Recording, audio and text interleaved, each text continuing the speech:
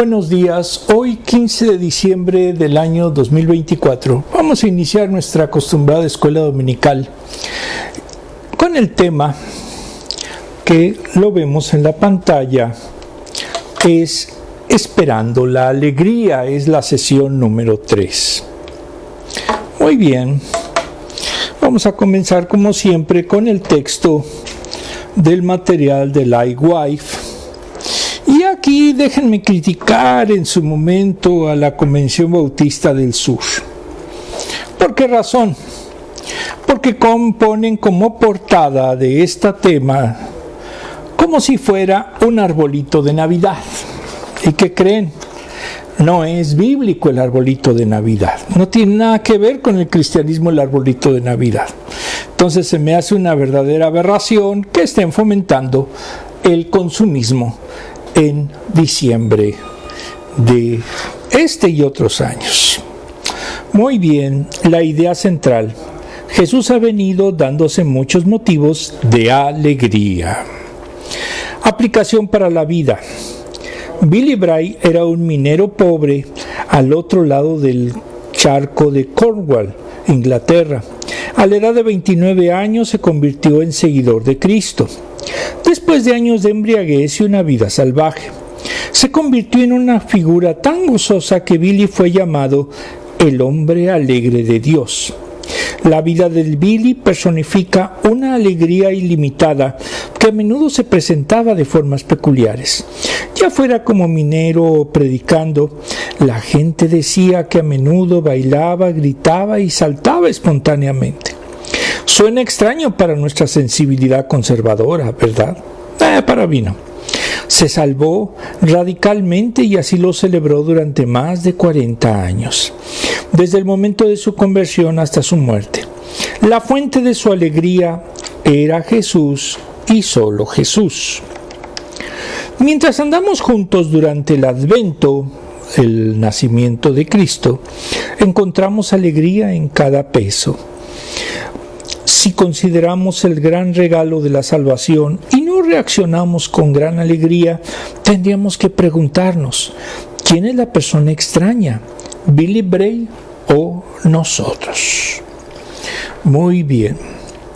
Entonces vamos a quitar este adefesio de símbolo pagano, que es el árbol, y vamos a comenzar con la parte bíblica. Lucas 24, 7. 2 del 4 al 7. También José, que era descendiente del rey David, subió de Nazaret, ciudad de Galilea, a Judea. Fue a Belén, la ciudad de David, para inscribirse junto con María, su esposa, literal María, que estaba comprometida para casarse con él. Ella se encontraba encinta. Encinta significa que estaba embarazada. Y mientras estaban allí, se le cumplió el tiempo. Es decir, comenzó las labores de parto. Así que dio a luz a su hijo primogénito. Vamos a ver si es cierto esto de primogénito. Lo envolvió en pañales y lo acostó en un pesebre, porque no había lugar para ellos en la posada.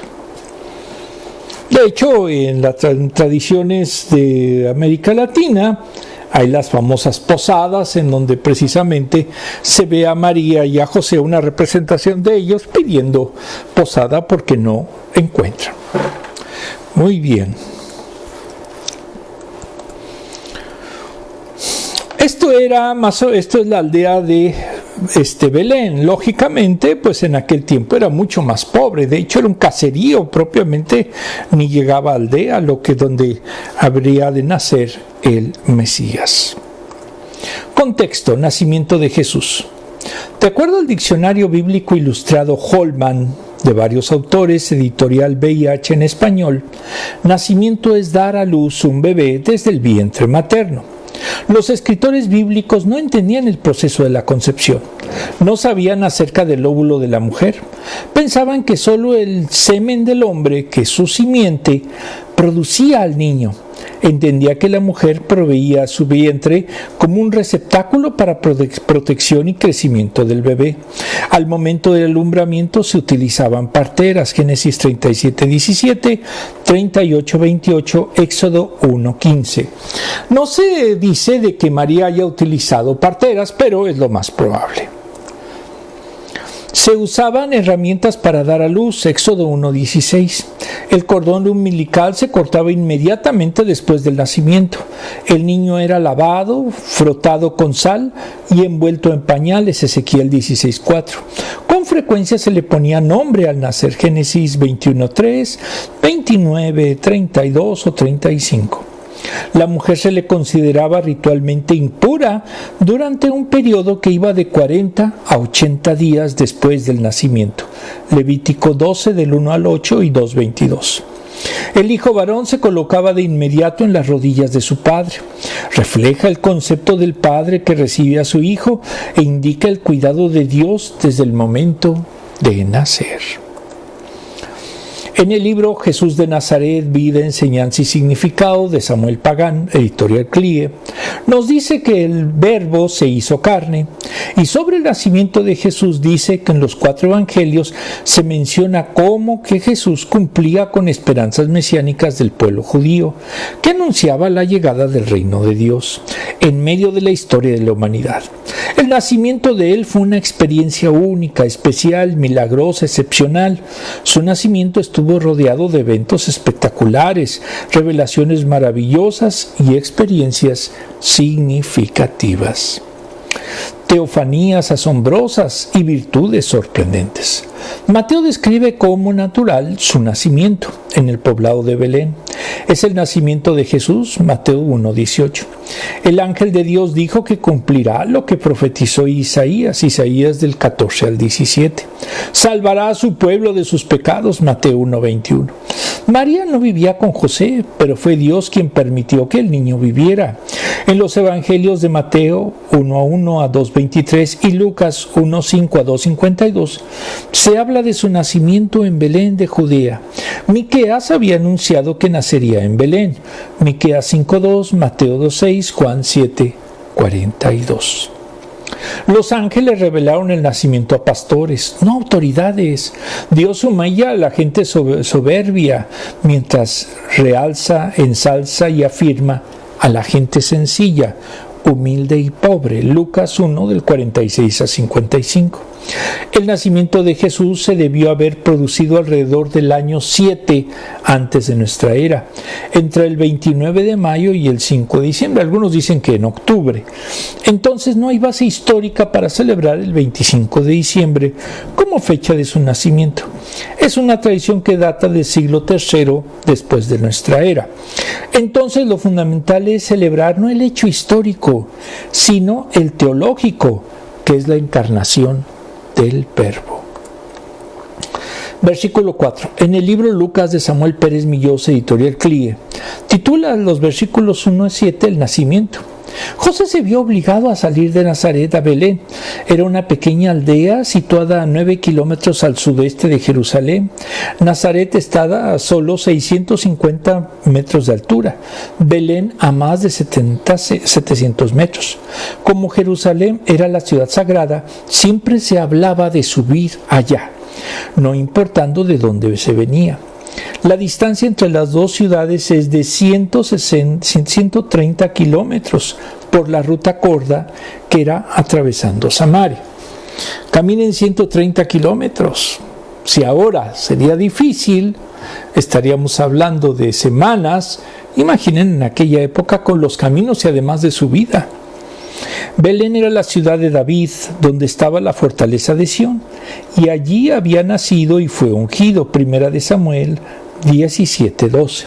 Lucas refiere la ascendencia de José como miembro de la casa de David, siguiendo el sistema judío sobre empadronamiento, ya que los romanos utilizaban el lugar de residencia. De hecho, no se ha encontrado el texto donde había el famoso censo, porque el más reciente se halla alrededor del año 7 después de nuestra era, y ese no correspondería a Jesucristo. Subió, el versículo 5, subió con María como su desposada. Aunque quizás ella no tenía necesidad de hacerlo, para el mundo liberal, la realidad es que ambos descendían del rey David, y entonces ella también tenía que hacerlo. Debían de mencionar su estado civil como desposada. Ella estaba embarazada, ya no podía ocultarse. José pudo haberla repudiado antes del nacimiento, pero no quiso hacerlo. Mateo 1:19. De hecho, recibió en un sueño la visión de que no debía de hacerlo. Al llegar se requería un lugar de alojamiento, más por el estado de gravidez de ella. Al llegar a Belén, o mientras estaban allí, acaeció el alumbramiento. Nació cuando se cumplió el tiempo, Gálatas 4:4. Teológicamente tuvo lugar cuando Dios lo determinó. Versículo 7. Dice primogénito, entonces no fue el único que tuvo María, ya que se habla de otros hijos o hijas inclusive que tuvo María. Mateo 13 del 55 a 56. Aquí también se aprecia la concepción virginal de Cristo.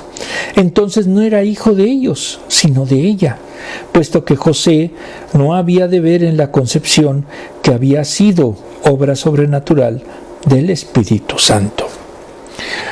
Ahora, si actualmente una muchacha dice que por obra del Espíritu Santo ella está embarazada, no es del Espíritu Santo, se los aseguro.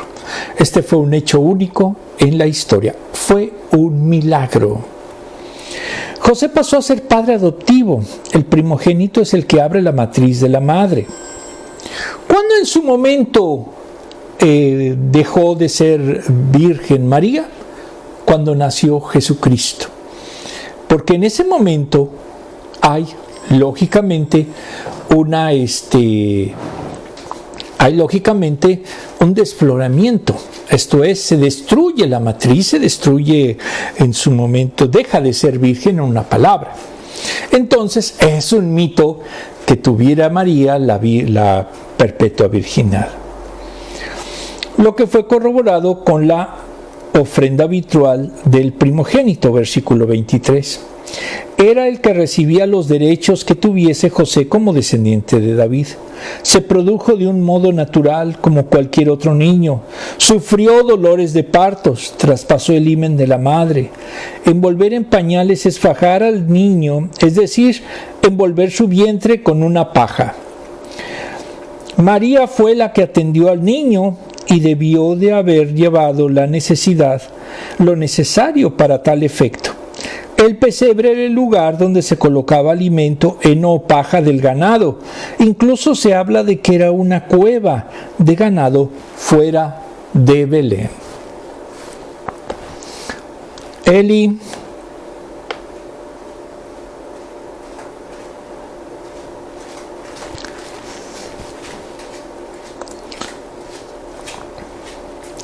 En la posada no había lugar por efectos del censo. Pudo haber un asno en el que José trajo a María desde Nazaret. Constantino incluso hizo hacer una iglesia en una cueva cercana a Belén, que era donde supuestamente nació Jesús. Pero buscar el lugar, no al Señor. Lo importante es buscar al Señor, no en su momento a Cristo. ¿Qué pasó?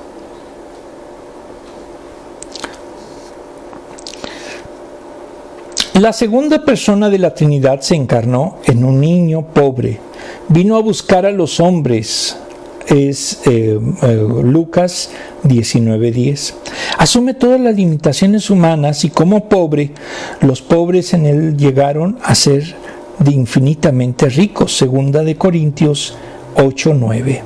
En esa condición de hombre se hace Dios en encuentro de gracia. Palabras de Dios con garganta humana. Desglose. Se irá a realizar un censo. José y María tenían que viajar. Ella está embarazada.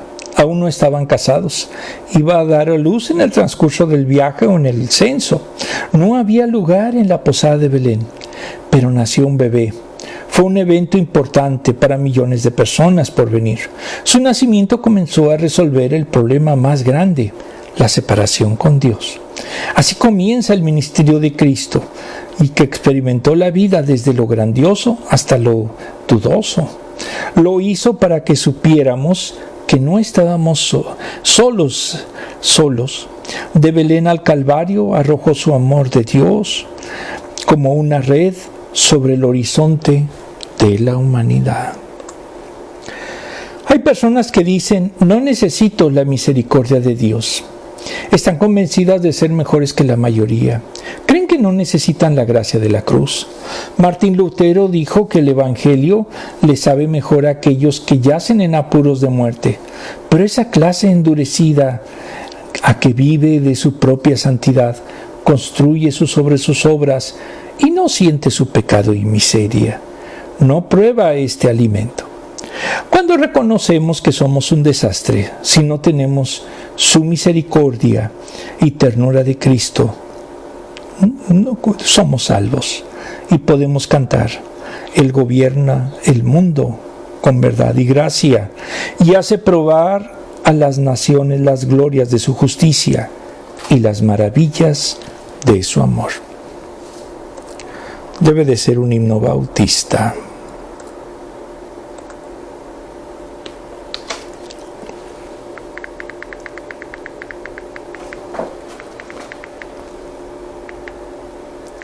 Vamos a ver las dos preguntas que hay aquí. ¿A quién conoces que siempre parezca estar lleno de alegría? Bueno, pues en lo personal conozco a mi pastor Salvador Baena. Es una gente que siempre lo veo contento y la realidad es que es un hombre de Dios. Cuando este pasaje se convirtió en algo más que una simple historia para ti, cuando entendí lo que era precisamente la importancia de lo que era el nacimiento de Jesucristo. En los pueblos latinoamericanos hacen representaciones que se llaman pastorelas, en donde se habla de esta epopeya del nacimiento de Jesús, adornada con cuestiones en su momento normales. Hasta incluso meten luego a un diablo que trata de evitar ese nacimiento, pero esas son fantasías porque no lo dice aquí la Escritura. Muy bien, vamos a continuar. Lucas 8, del 8 al 12. Los pastores y los ángeles. En esa misma región había unos pastores que pasaban la noche en el campo, turnándose para cuidar sus rebaños. Si estaban en la noche, no podía ser invierno. Forzosamente tuvo que ser desde marzo hasta octubre, que es cuando en los campos de Palestina los pastores están a la intemperie. Los ganados tampoco en su momento podrían estar en el invierno porque se morirían, entonces los ponían en cuevas. Por eso es increíble, no es cierto, que haya nacido un 24 de diciembre como muchos lo creen. Sucedió que un ángel del Señor se les apareció. La gloria del Señor los envolvió de su luz y se llenaron de temor. Pero el ángel les dijo: no tengan miedo, miren que les traigo buenas noticias que serán motivo de mucha alegría para todo el pueblo. Hoy les ha nacido en la ciudad de David un Salvador, que es Cristo el Señor. Recordemos en la clase pasada que Isaías había predicho que nacería un niño. Y aquí está el cumplimiento de esa profecía. Esto les servirá de señal. Encontrarán a un niño envuelto en pañales y acostado en un pesebre.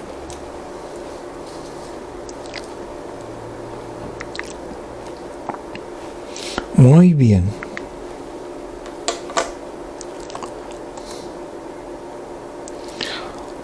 ¿Sabemos cómo era el lugar, ya sea el cobertizo o la cueva?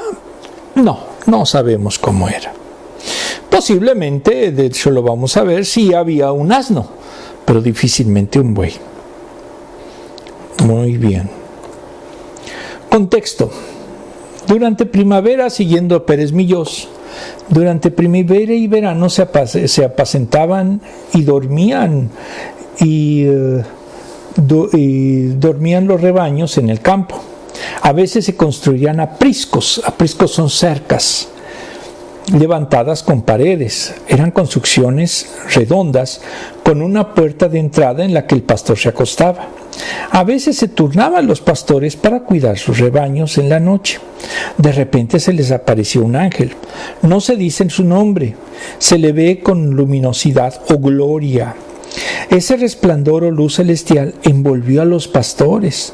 Los pastores se asustaron mucho por esa aparición en medio de la noche. Imaginen que de repente alguien ven algo que brilla y ese fulgor se les pasa a ellos. ¿Qué harían? Estarían pero muertos del miedo. El ángel les habló de esperanza, versículo 10, no de temor, porque a los pastores, espérenme. Perdón, era el 8 y el 9, eso que vimos que les leí era el 8 y el 9. Muy bien, el 10. El ángel les habló de esperanza, no de temor. ¿Por qué a los pastores? ¿Por qué no se hizo presente o esa noticia a otros estamentos? Eran de los grupos más humildes. A los marginados, Dios les dio un mensaje divino y les dieron la buena nueva de la presencia del eterno Hijo de Dios, encarnado y visible, en un pequeño recién nacido, envuelto en pañales y tendido en la paja de un pesebre. Dios se manifestó en humildad. Por eso Jesús dijo que debían de aprender del que era manso y humilde de corazón. Mateo 11:29. Les dijo de que dejaran de temer. Debía haber gozo y alegría jubilosa. El mundo de los pecadores, versículo 10, había sido alcanzado por la gracia salvadora divina. El Salvador podría liberar de las cadenas a los que creyeran en Él.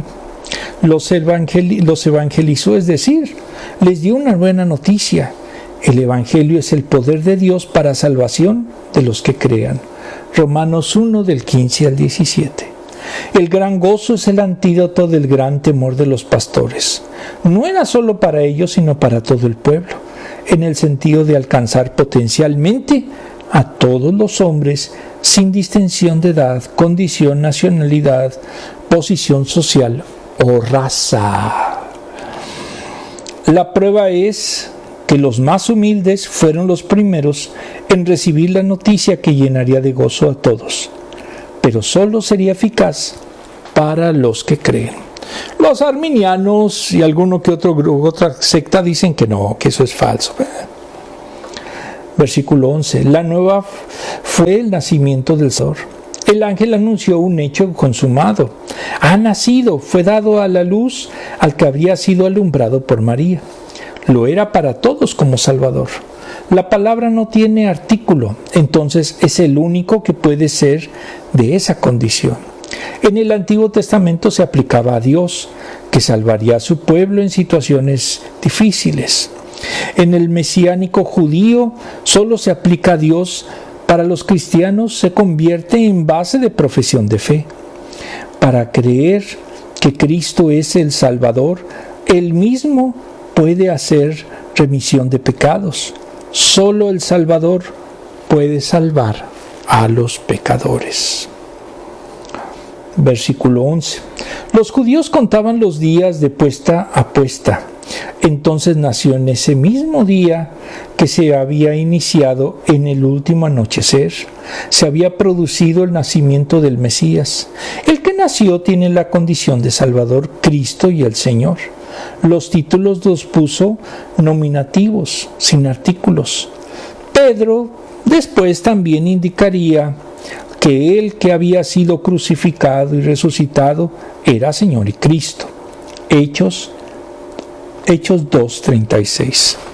Entonces el niño era tanto Cristo como Señor. Cristo es el equivalente al del Mesías. Muchos esperaban un Mesías victorioso sobre sus enemigos, un líder político, un guerrero. Versículos 11 y 12. Que restauraría el reino de David y María y haría grande a Israel. Jesús, su primera misión no era reinar, sino salvar. No era sentarse en un trono, sino alzarse en una cruz. Será en la exaltación al concluir su obra salvadora en la que se manifestará en la conducta del Señor. Antes de su ascensión, dijo: toda potestad me es dada en el cielo y en la tierra. Mateo 28:18. Señor es el título de los judíos daban a Dios mismo. Entonces estaba afirmando la deidad de Jesús, que había sido alumbrado. Los pastores posiblemente no entendían los títulos por el susto. Jesús es el nombre sobre todo nombre, Filipenses 2:9. En su nacimiento era Emmanuel, que significa Dios con nosotros, y ese título lo dio también Isaías. Versículo 12. Las señales eran: debían encontrarse un niño, un bebé recién nacido, es decir, un niñito. Bebé es un niñito. Además, él estaría envuelto en pañales. Responde a la tradición que había enseñado que cuando se cumpliera la promesa, nadie sabía de dónde venía y que se manifestara con poder y gloria. Además, estaría acostado en un pesebre. Esto lo hizo María con el recién nacido. Lo envolvió en pañales y lo acostó en un pesebre, versículo 7. Pudo haber nacido otro niño en Belén, pero ninguno otro habría nacido en un pesebre, que representaba una baja condición y no respondía a las expectativas judías de lo que sería el Mesías de un majestuoso rey. Era un niño pobre, acostado en un pesebre. Versículo 12. Iniciaba Jesús el camino de la limitación, primero, y de la humildad después. Como Dios hombre, tenía la condición de hombre. De allí llegaría a la condición de siervo, Filipenses 2, del 6 a 8. Como Salvador anunciaba el reino reiteradamente para retomar el camino de la grandeza, mediante la ascensión a la gloria y la disposición de regresar para reinar sobre el mundo. Dios le exaltaría hasta lo sumo, dándole el nombre de suprema autoridad universal, bajo cuya soberanía se doblaría toda rodilla, en cielos, tierra y submundo. Filipenses 2, del 9 al 11. Desglose. Dios no alertó a las autoridades, príncipes, teólogos, filósofos, médicos, sacerdotes sobre el nacimiento de Jesús. Dios envió ángeles a los pastores. Eran pobres en esa época. Los que trabajaban de noche eran todavía de menor escala social. Él vino a ellos y vino a nosotros. Él es para todos. Él es para todos. Belén era un pequeño pueblo invadido por visitantes. Contrasta con los pastores que trabajaban de noche. Solo ellos prestaron atención. Al mensaje es claro. Dios no busca espantarnos para que tengamos fe.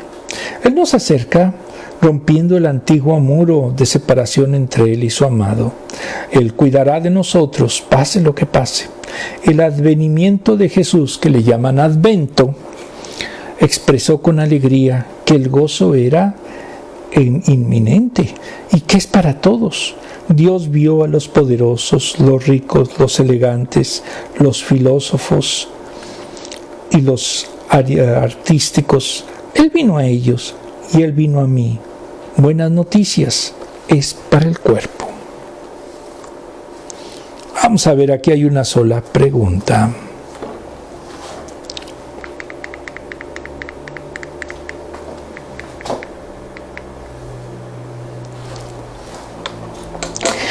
¿Qué había de tan gozoso en la buena noticia del ángel? Que venía el Salvador, el Mesías anhelado por tantos siglos por el pueblo de Israel. En aquel tiempo serían más o menos como 3000 años. Por fin había llegado, pero Israel no lo aceptó.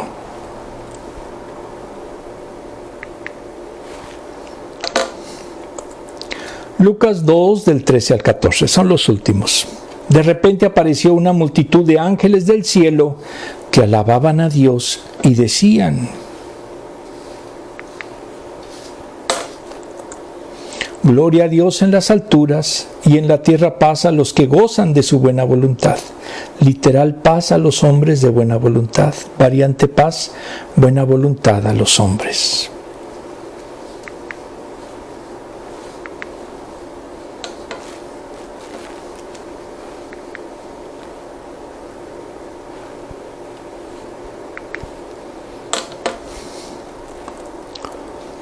En el post vemos de que sería una representación de una legión de ángeles. ¿En dónde? En el cielo. Muy bien. Contexto, versículo 13. De repente apareció una multitud de ángeles organizados como ejércitos celestiales. Ángel se puede referir a los espíritus creados por Dios, pero existen dentro de ellos grupos de diferentes calificativos que constituyen la sociedad angelical. Los pastores vieron cómo alababan a Dios, decían, no aparece que estaban cantando, Isaías 6:3, Lucas 2:3. Entonces, estaban alabando a Dios, pero no aparece que estuvieran cantando. Versículo 14. La alabanza es a Dios que está en las alturas, literalmente en lo altísimo. Luego los hombres están sobre la tierra, con una manifestación de paz, y en el mundo no hay paz para el malo. Isaías 48:22, 57:21, 59:8. El hombre Dios puede hacer la paz. Juan 14:27. Por la economía de la cruz llevaría a cabo la paz definitiva. Es la restauración completa con el Padre que había sido roto en el Edén a causa del pecado. Esa paz se manifiesta en la justificación por la fe. Romanos 5:1. Dios declara como justos a los creyentes a causa de la obra de Cristo y de la fe en Él. Y no cambiará jamás para el que ha creído. La buena voluntad es de Dios y no la de los hombres. Es decir, la correcta traducción sería a los hombres de su buena voluntad. Es decir, la complacencia de Dios hacia los perdidos. No por derecho, sino por predilección o amor. Versículo 16, más adelante lo vamos a decir. Los pastores encontraron el lugar con las señales, con rapidez. El ángel les habló del niñito, del bebé, que estaría envuelto en pañales y acostado en un pesebre. Y estaba su madre María y su padre adoptivo José. Los pastores no constataron la concepción virginal de Jesús. Era para ellos una familia compuesta por la madre, el padre y el recién nacido. En el lugar había un pesebre. Las señales eran precisas, no había confusión alguna. En la ciudad de David había nacido el Salvador del mundo. Muy bien, vamos a ver el desglose. Reflexión. Del libro de mitos que los cristianos creemos y compartimos, de Gary S. Chogren, editorial CLIE, tomamos el que se enuncia. ¿El nombre de Jesús fue inventado por paganos como un insulto? No. Aquí este autor que es muy peligroso para muchos el saber cómo pronunciar el nombre de nuestro Salvador. Y si hay diferencias, se llega a decir que está equivocado. El nombre del Salvador en sus formas hebreas y aramea es Yeshua, con apóstrofe al final. De sus formas hebreas de esto no hay duda. Los argumentos con sus variantes son los siguientes. Los nombres no se deben de traducir, entonces debe de permanecer el nombre del Salvador en su forma hebrea. Esto es falso. Jesús no es traducción, es la transliteración de una palabra de una lengua a otra. Si fuera solo traducción, lo llamaríamos salvación. Eso significa Jesús. Por ejemplo, Christopher Columbus, Cristóbal Colón, cuando en italiano es Crisóstomo Colombo. Entonces, si uno viaja, verá que los nombres se cambian de un país a otro, es decir, hay una transliteración. 2. Jesús, la forma griega de Yeshua, no existe antes de la crucifixión. Entonces se lo pusieron Pilatos, los judíos romanos, católicos o Constantino. Ahora, Jesús y latina ESOUS. Jesús no fue usado por ningún judío antes del siglo 30 después de nuestra era. Entonces es falso que haya tenido ese significado. No había ningún judío con ese nombre, pero sí hay referencias a Jesús en más de 300 referencias antes del Antiguo Testamento. Incluso en la literatura judía en el siglo III antes de nuestra era, en la Septuaginta, que es la traducción del hebreo al Koiné, se refirieron al siervo de Moisés como Jesús, Éxodo 17:9. Josué es la forma dativa de Jesús. Si queremos ser entonces más puritanos, podríamos utilizar Josué en lugar de Jesús. Así se llama al sacerdote en Zacarías 3 de la Septuaginta. Entonces, si los rabinos, entre ellos Josué ben Nun, se refería a él como caballo, orus o cerdo, o viva Zeus, en la base de datos del idioma griego, todos los nombres Jesús son judíos. Incluso del periodo del Segundo Templo, Josefo lo menciona 126 veces. Entonces era un nombre aceptable y perfectamente judío. Los judíos dejaron de llamar Jesús a sus hijos a principios del siglo II por razones obvias. No querían que se llamara como Jesús. Ni los primeros cristianos Jesús, por respeto al Salvador. 3. Jesús es un nombre pagano, es falso. Jesús no es un nombre pagano. No hay un solo caso o ejemplo de algún gentil que se haya llamado así. 4. Jesús no tiene nada que ver etimológicamente con el nombre hebreo Yeshua. Es falso.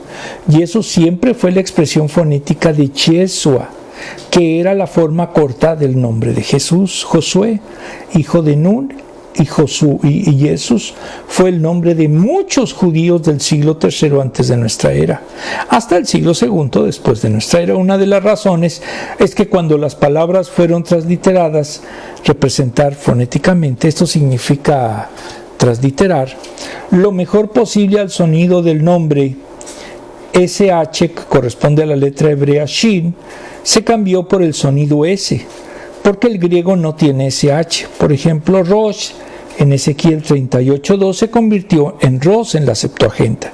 Y como el español no tiene SH, se utilizó Ros. Yeshua en la Biblia se escribe con SHIN en hebreo, pero el griego sustituye el sonido SH por sigma. Entonces Yeshua añade un sonido S al final y cambia el sonido SH por la de S, y entonces se convierte en Jesús. Entonces en el siglo I cualquier judío reconocería que Jesús es la forma del nombre hebreo de Yoshua. 5. Yoshua tiene un significado en hebreo, pero Yosef no significa nada en griego. Esto es falso. Si alguien dice el nombre de Jesús en español, no significa nada. Entonces podría decir que Mesías o Mesaya o Yeshua tampoco significa nada. Ahora, si dice que significa salvación, estaría bien si supiera hebreo. Pero Jesús también significa salvación en griego. Incluso Filón, filósofo judío del siglo I, cuando explicaba los números 13-16, utilizaba Yeshuam, que es la forma hebrea más larga. Significa salvación del Señor. Pero ese nombre no se encuentra en la Septuaginta ni en el Nuevo Testamento. Incluso en Mateo 1:21 el nombre que utiliza es Jesús, salvación. Entonces, tanto si se pronuncia Yeshua como si se escribe en letras griegas Jesús, y su nombre significa salvación. Jesús salvará a su pueblo de sus pecados. 6. Jesús es un insulto y significa que aquí el caballo o quizás un cerdo o viva Zeus o algo así. Es falso. La etimología es el estudio de las raíces de las palabras. Zeus, en el nombre Jesús, no tiene nada que ver con caballo. Zeus en griego comienza con Z, no con sigma. Entonces Entonces no tiene ninguna significación en griego. Lo más probable es que haya sido inventado por un angloparlante, en donde las palabras sí riman. Jesús y Zeus no tienen nada que ver en común, solo que son nombres masculinos y tienen la sigma final. 7. Jesús o Jesús es una conspiración del Vaticano para blasfemar a Dios y al Salvador. Si lo usa es apóstata. Es falso. Si hay referencias a hombres llamados Jesús en años anteriores a Cristo, y si fuera una conspiración vaticana, entrañaría que los líderes podían ir hacia atrás. Entonces habrían borrado todas las pruebas auténticas y plantado nuevas pruebas. Y durante el mismo viaje también amenazarían a Jesús Justus, Colosenses 4:11, y a otros para que no se cambiaran sus nombres. Una vez llegados a la adultez y se dieran cuenta de que estaban malditos con un apodo estúpido y malvado, entonces es fútil la teoría de la conspiración. Pero muchos creen en los mitos. Los hombres en griego y latín, el 8, están contaminados por el paganismo. Por lo tanto, el Señor no puede ser designado con el nombre de Jesús o Jesús. No es un nombre griego, latino o católico romano. Es un nombre judío transliterado del hebreo y pronunciado de una manera que para los judíos era inteligente y aceptable en la lengua griega. Era un nombre de honor, el sucesor de Moisés. Y los propios apóstoles utilizaron esa forma en todo el Nuevo Testamento. 9. ¿Por qué? Recordemos que inclusive hay un libro de la Biblia llamado así, que es Josué. Recordemos que Josué era lo que sería la forma dativa de Yeshua. Josué. 9. Algunos dicen, si usted afirma seguir a Jesús, entonces no puede ser salvo, ya que no hay ningún otro nombre por el que podamos ser salvos, sino por el Yeshua, Hechos 4:12. Esas leyendas sobre Yeshua alcanzan altos niveles de toxicidad cuando se entretejen con el corazón del Evangelio, y la persona que se aferra a una determinación ortográfica fracasará con sus propios estándares. Cada vez que alguien escriba un blog de español y dice que debemos usar el nombre de Yeshua, lo escribe en letras romanas o latinas. Entonces no está utilizando correctamente Yeshua con el apóstrofe al final, como se escribió originalmente.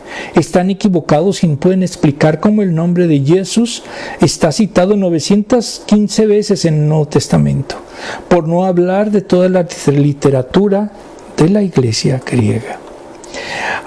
Desglose. Al darles por medio de los ángeles a los pastores la noticia del nacimiento de Jesús, las compuertas del cielo se abrieron y huestes celestiales de ángeles brotaron del cielo abierto. Legión es una palabra que se usa para describir una multitud de soldados. Dios envió a los mejores de su escolta celestial para dar la noticia. Esos humildes pastores fueron testigos de ese desfile en el cielo. Un ángel podría haber hecho el trabajo, pero Dios decidió hacerlo de esa manera espectacular. Todo fue para la gloria de Dios y la paz y alegría del mundo.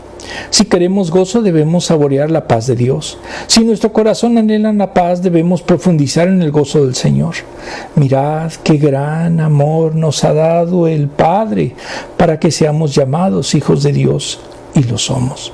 1 de Juan 3:1. Debemos contemplar su gran amor que nos prodigó para que seamos llamados hijos de Dios.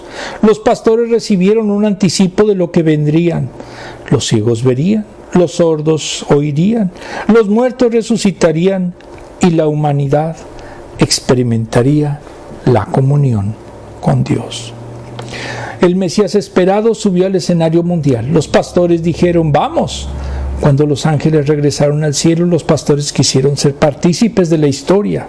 Eso deben hacer los creyentes. Si vislumbramos la gloria divina, debemos ir hacia Él de inmediato. Debemos buscar la presencia de Cristo en toda época del año. Y si lo hacemos, nuestro gozo será incontenible.